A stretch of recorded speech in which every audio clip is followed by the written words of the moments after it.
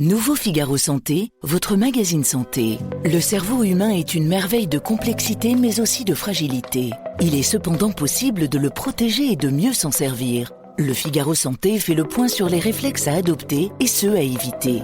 Le Figaro Santé, nos solutions pour votre santé. Actuellement chez votre marchand de journaux. Les podcasts du Figaro. Vous étiez sûr d'être en train de boire un grand meursault ? Et si c'était en fait un bon vieux Bourgogne générique ?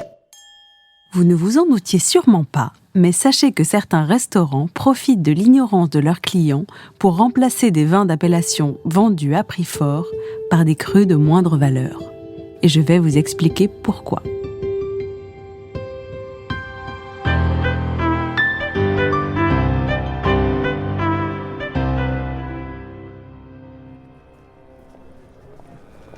Innocemment installé en terrasse, vous pensiez avoir commandé un chablis, mais dans le verre, vous peinez à retrouver ce qui fait les caractéristiques de ce célèbre Bourgogne dont vous aimez tant vous graisser le toboggan. S'agirait-il à la place d'un vin quelconque de bien moindre valeur ? Cette confusion pourrait bien être le résultat d'une pratique courante dans le milieu des restaurants et des bars, que l'on désigne d'un terme qui n'est pas sans rappeler quelques rudiments de jardinage, à savoir le rempotage. Une technique frauduleuse consistant à ne pas servir le vin commandé sur la carte au profit d'un autre, bien moins cher. Elle a été mise en lumière dans une vidéo devenue virale de nos confrères du Parisien, dans laquelle des experts en sommellerie ont attesté de cette fraude dans plusieurs bistrots de la capitale, notamment dans des quartiers touristiques. Résultat, plusieurs d'entre eux semblent avoir eu recours à cette méthode afin de gonfler leurs bénéfices, alors même que le vin constitue déjà une source très importante de marge, au détriment du consommateur.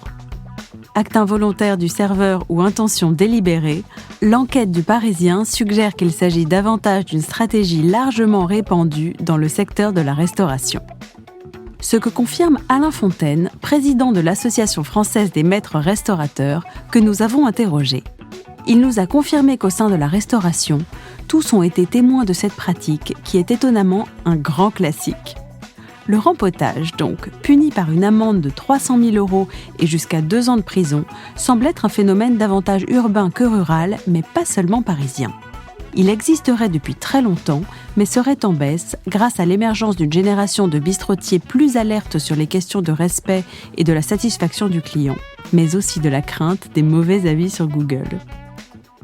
En plus de duper le client, cette tromperie ferait également très mal à la filière vin, plutôt déjà mal en point, avec une décrue chronique de la consommation d'une année sur l'autre, pour des raisons peut-être en partie hygiénistes, mais aussi une baisse de confiance.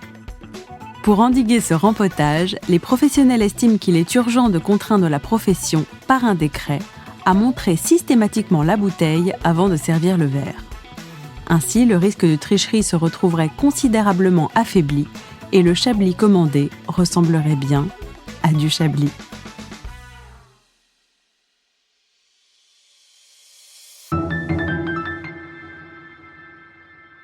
Merci d'avoir écouté ce podcast. Je suis Alicia Doré, journaliste vin.